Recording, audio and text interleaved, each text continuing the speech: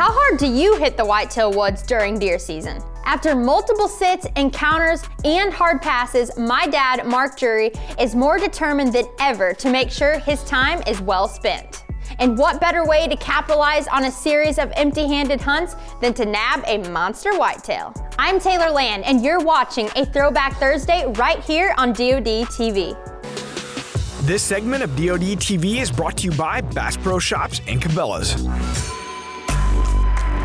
You know, as this rut progresses, so progresses the footage I'm getting on the Wildlife Eye. I try to put them out and, I want to leave it for a couple weeks to go check it. But this time of the year, I also want to, tip into certain places and check them to see if certain bucks are walking in certain areas. And what a tool the Wildlife Eye is and is becoming for us. You can study their body. You can study when they're making scrapes. You can study how many different bucks are using a scrape. I'm not spooking any deer. I'm not afraid to take the Wildlife Eye and put it into areas that I will not put a flash camera because I think the flashes spook them. But the Wildlife Eye helps you scout and helps you learn when deer are coming through your area. We're getting some monsters on this thing, and we're getting a lot of little buck traffic, very indicative of what we're seeing from the stand. So it gives me confidence that the rut's just around the corner. When these little bucks are checking scrapes, it's not far off. Some days as a deer hunter, you just like to sleep in. There's a lot of days for me, but not on November the 7th. Get me in a stand.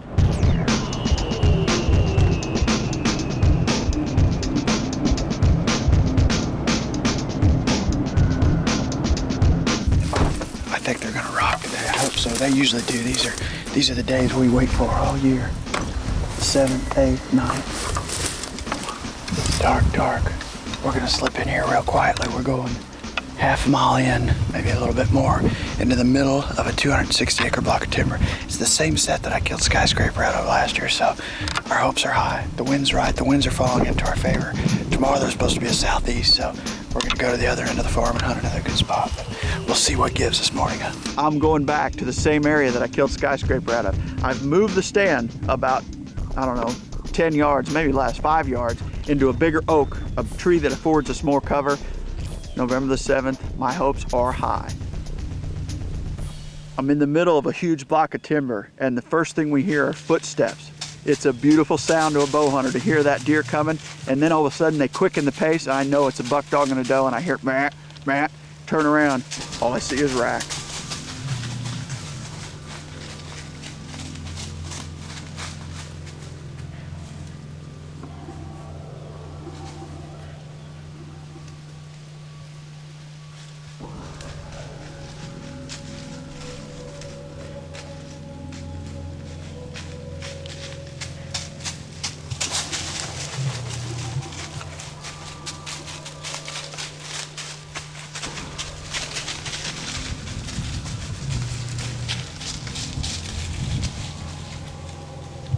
I look at him and I look at him closer, and all of a sudden I go, I've got pictures of this deer. I know I've got 2 or 3 different pictures, and I recognize the deer. And in my opinion, he's probably 3.5, and I'm holding true. I'm holding as true as I can, but I don't know if I can hold out on this one.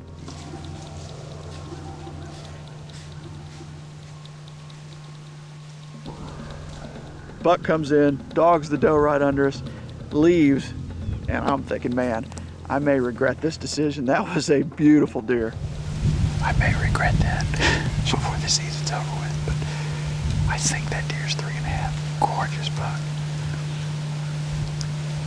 All of that took place straight downwind. They came from our downwind side. He chased her on the downwind side. They're leaving on the downwind side with no detection. All right, November the 7th, north wind, the high today is 50, and I really didn't see the movement that I thought I would out of that tree. I'm gonna climb down, we're gonna have a quick lunch, and we're getting right back up. We get in this set, or I climb it, and I look around, and I haven't been to this set in 1.5 years. It's a set that's real hard to get into, and I just don't like going in there because you generally bump deer, and we did this day again. And the sign doesn't look that good. And I told Brad, I said, let's pull this set and get down on the bottom where all the sign is. So here it is, November the 7th, and I'm scratching my head, wondering whether my decision's right. I pull the entire set. We walk 300 yards with the set, put the set back up. Now I'm starting to get hot, and you just wonder if you're in the right place. Nothing like pulling a set, hanging a set, and then trying to stay set free. It's impossible. Boy, it's down on this beautiful bottom though. It's thick, it's tight, There's gotta be some bucks in here on November the 7th. It didn't take long to realize we had made the right choice. He turns up the bottom, boom, then he turns right at the stand.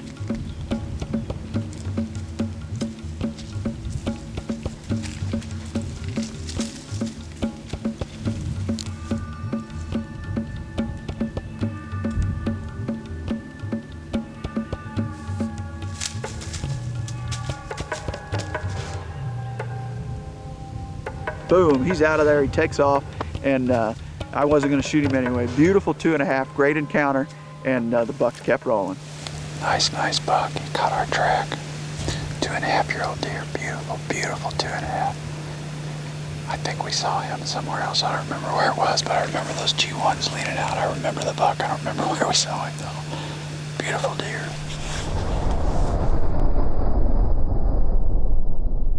Well, today is the 9th. And we're going to south-southeast wind, so I don't know where we're going yet.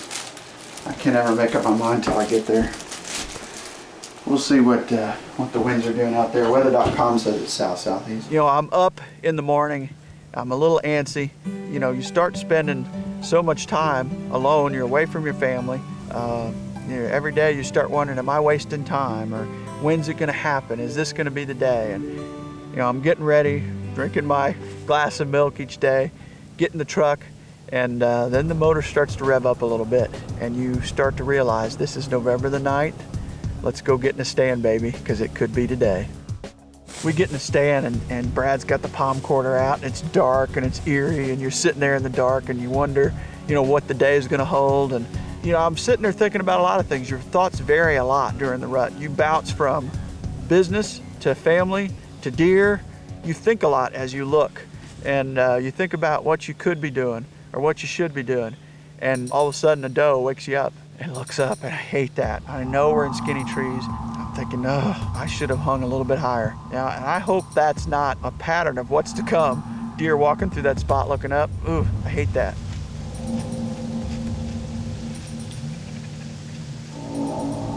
So I'm just sitting there, and you know, it's kind of slow out today, and I'm starting to think, did I choose the wrong stand? And it's 7 o'clock, it's 7:30, and we've been seeing deer during this period, and nothing. One doe. Then a gift that was sent from the deer gods, sent from the heavens, appears.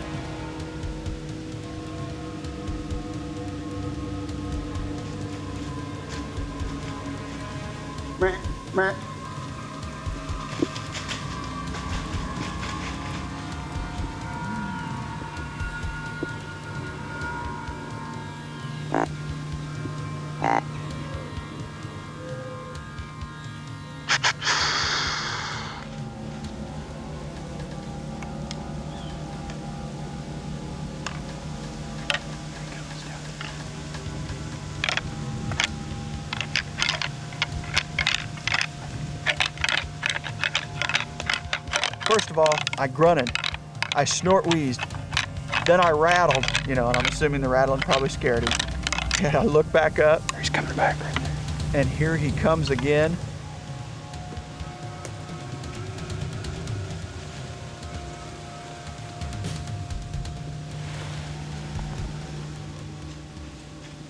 Meh. Meh. Meh. Meh. Meh. Meh. Meh. I'm not on him.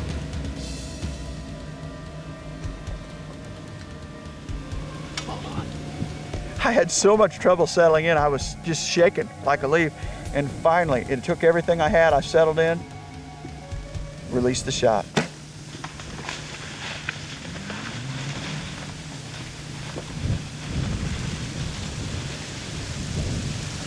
And then I look up, the deer starts going down, down, down, down, 30 yards, down for the count.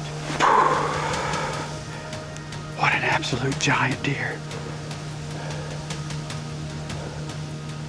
think he's down right back here. I hit him, then he immediately started struggling, and then I just saw him going down and down and down, and I don't see him anymore, and I think he's down.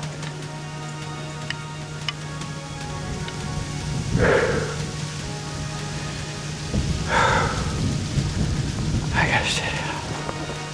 Oh God, what just happened? He came in. I'm sitting here talking to Brad, or I'm sitting here.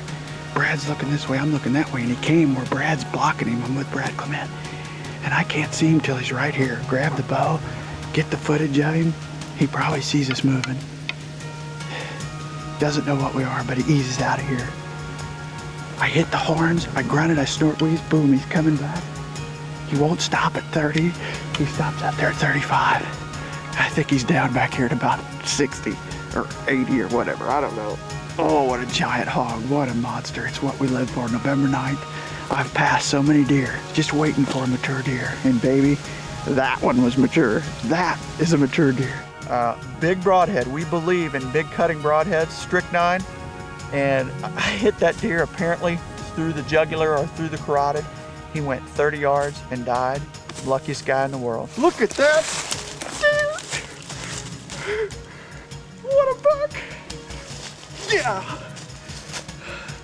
What an unbelievable deer. On November the 9th, 1 year to the day, almost to the hour, I killed this deer at 8 o'clock. I killed Skyscraper on 9 o'clock on the 9th. Today is November the 9th. Words can't describe what a dream this is. You know, we work really hard, and I've been going since September the 1st, virtually.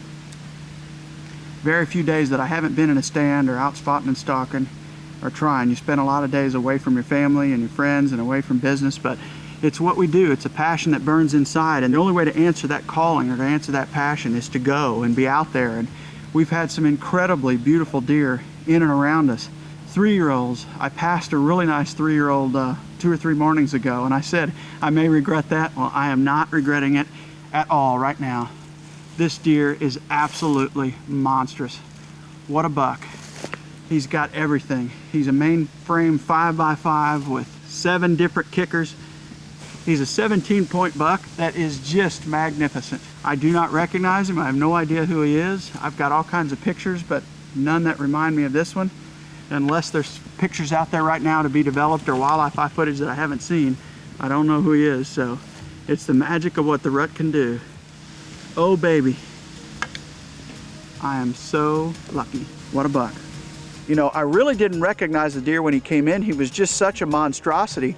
And I started going through trail monitoring pictures and started looking at wildlife eye footage. And actually it was Brad Clement that said that deer's beams really sweep up. And it occurred to me, could this be what I call the snow sled buck? I had 2 or 3 pictures of this deer last year. Then this year we put the wildlife eye out, and it was the first big buck I got on the farm. We went back, we looked at the deer. He has a fork G4, he's got a little curved G1, and those beams sweep upward as well as that kicker coming straight off.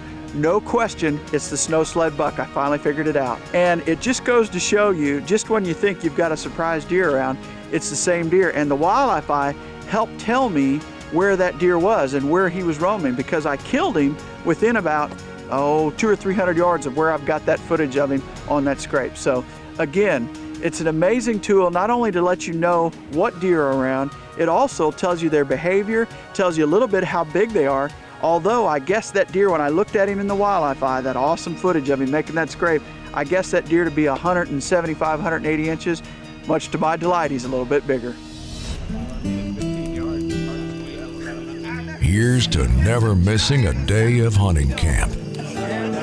Because with DeerCast, you can take camp with you all season long. Get ahead of your game. We're adding new videos every week, so make sure to click that subscribe button and check out all of our amazing content. This episode of DoD TV was brought to you by Mossy Oak.